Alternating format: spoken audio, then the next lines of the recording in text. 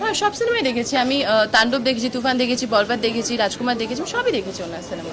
নিজের কাছে যখন অফারটা আসলো খুশি হয়েছিলাম, ভীষণ খুশি হয়েছিলাম। ওই যে আমি বললাম না, আমরা আমরা আর্টিস্টরা নিজেদেরকে সবসময় বড় পর্দায় দেখতে চাই। আমরা যেহেতু সিনেমা দেখে বড় হয়েছি, আমরা বাঙালি, আমরা সিনেমা প্রেমী, তো আমরা চাই আমাদের নিজেদেরকে বড় পর্দায় দেখতে। তো যখন এই সুযোগটা এসেছিল সত্যি খুব খুশি হয়েছিলাম, এবং তখন মনে হয়েছিল যে নিজের 100% দিয়ে চেষ্টা করতে হবে। আমি আমার সবটা দিয়ে তখনও চেষ্টা করেছি, আমি প্রিন্সও আমার 100% দিয়ে চেষ্টা করেছি। এদিকা দিয়ে আমারও মন জয় করে নিয়েছে, শুধু বাংলাদেশের দর্শক না। তো আমার ওকে ভীষণ পছন্দ, কিন্তু পার্থক্যটা কোথায় বলো তো? ও তো একটা আলাদা মানুষ, আর আমি একটা আলাদা মানুষ। ভগবান আমাকে আলাদা অস্তিত্ব দিয়ে বানিয়েছে, এবং আমি ওনার মতো হতে পারবো না, আমি ভাইয়ার মতো হতে পারবো না, আমি কারোর মতো হতে পারবো না।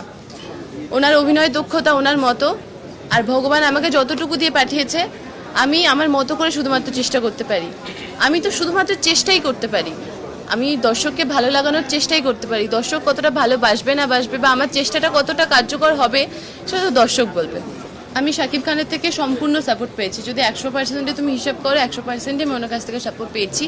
প্রত্যেকটা সিনে এই সিনটা এইভাবে করা যেতে পারে, বা এই সিনটা আমরা এইভাবে করতে পারি। এবং ওই যে বললাম আমি একটু আগে, যে ওনাকে আমি যেভাবে একটা ভালো সিনেমা বানানোর জন্য যেই ওনার মধ্যে যে খিদাটা আমি এখনো পর্যন্ত দেখি, এইটা আমার কাছে অনেক অনেক অনেক কিছু শেখার মতো।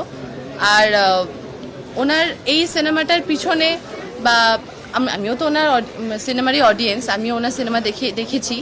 তো প্রিন্সও যখন শুনেছিলাম ওনার সঙ্গে কাজ করবো, আমি ভীষণ এক্সাইটেড ছিলাম। এবং ফ্লোরে এসে আমি আরেকটা কথা বলি, আমি ওনার নামে অনেক কথাও শুনেছিলাম, উনি খুব রাগী, উনি নাকি কথা বলেন না, এরকম অনেক কথা শুনেছিলাম। বাট বিশ্বাস করুন, প্রথমবার শট দেওয়ার পর আমার এসব একদম কিচ্ছু মনে হয়নি। প্রত্যেকটা মানুষ যদি আমাকে সাপোর্ট না করতো, তাহলে হয়তো প্রিন্সে এই সোনিয়া চরিত্রটা যতটুকু দর্শক ভালোবেসেছে আমি এভাবে করতে পারতাম না। এবং তার মধ্যে শাকিব খানের ভূমিকা অনেক অনেক অনেক বেশি। ওনার কাছে এতগুলো কাজ বলি, উনি এতদিনের অভিজ্ঞ একজন মানুষ। ওনার যতদিনের ক্যারিয়ার, আমার ততটা বয়সও না, আমি আবারও বলছি। তো ওনার কাছে এত কাজের অভিজ্ঞতা আছে, এত এত সিনেমা আছে ওনার ঝুলিতে বলতে পারো।